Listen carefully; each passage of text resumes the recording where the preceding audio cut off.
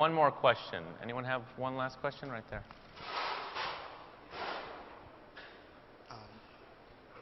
Yeah, come right in front here so Elon can look you in the face. Hi, Elon. I would like to know your point of view about education, the future of education. Sure. My point of view on the future of education, well, I can say what I think education should be more like, which is education should be more like an interactive game, and much less like what it is today, which is sort of a rather boring vaudeville act. You know, it's sort of one person kind of droning on in front of a bunch of others with no special effects, and you know, it's sort of like, if you think of the days of vaudeville, before there were movies or video games or anything, if you wanted to see a play, any given town would have a troupe of actors, but they usually wouldn't be that good. And now with movies, you take the best actors in the world, the best scriptwriters, best directors, special effects, you do multiple takes, and you make it really compelling.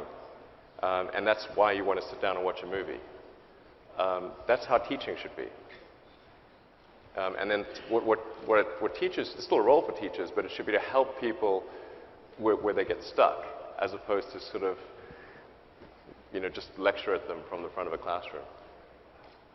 If that's helpful. Okay, well, terrific. So, and one last question I'd like to ask you. You know, we're talking about these different areas: education, energy, you know, transportation.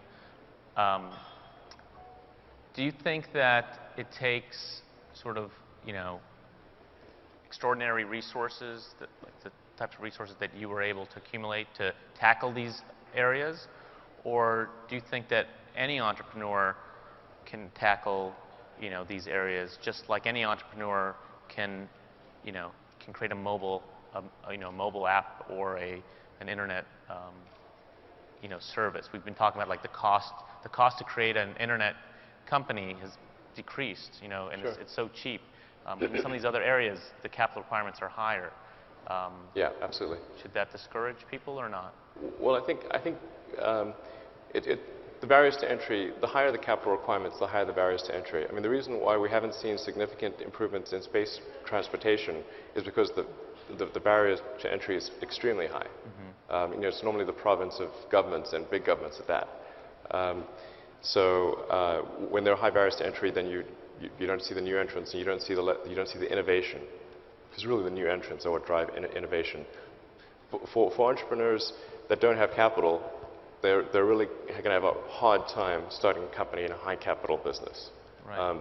It's possible, but in order to do that, you have to work at a company that does something comparable, so you have a convincing story to venture capitalists to give you quite a significant amount of money, rather than, you know, so instead of saying, say $3 million, you need, say, $30 or $40 million. It's a much higher hurdle. Right. So therefore, I think it's better to try doing something which requires low capital as kind of your first company. With the success of that, then take the capital from that and plow it into your second company. That's what I did, basically. Right. Well, my view is that information technology can drive disruption in all these different industries, and it's sort of a low-cost way, perhaps, to do that. And then once you know, maybe you won't be as disruptive as creating an electric car, but you can still make some sort of progress in different industries like transportation and energy. And that might be a way to get your foot in the door. Sure. It's basically just software as applied to those industries. Yeah. Well, what a great way to end a conference on disruption. You know, internet entrepreneur, you know, trying to disrupt transportation, energy, space. Thank you for joining us. This really means a lot. Well, thanks for having me. Yeah.